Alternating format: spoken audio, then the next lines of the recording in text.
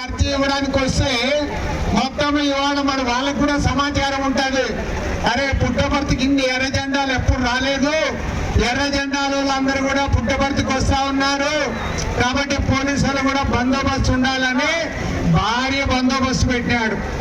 అయ్యా మేము పోలీసులు కూడా ఒకటే చెప్తా ఉన్నాం, అయ్యా మేము వచ్చినది పోలీసులకు వ్యతిరేకం కాదు, లేదా ముఖ్యమంత్రికి వ్యతిరేకంగా రాలే, మేమందరం ఎందుకు వచ్చామంటే ఇవాళ గవర్నమెంట్ ఏదైతే చెప్పిందో అది చేయమని అడగడానికి వచ్చాము, అర్జీ ఇవ్వడానికి వచ్చాము. ఇవాళ కలెక్టర్ గారికి అర్జీలన్నీ కూడా ఇవ్వబోతా ఉన్నాం. అంతేగాని మనకేం తగాదా లేదు.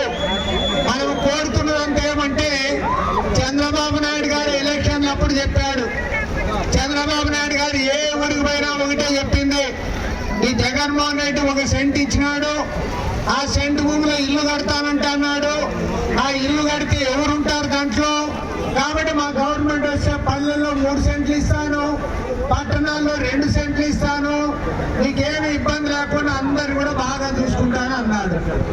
పాపం జనం కూడా బాగా నమ్మి దండిగా ఓట్లు వేసినారు. ఇప్పుడు అసెంబ్లీలో అందరూ కూడా వాళ్ళే ఉన్నారు.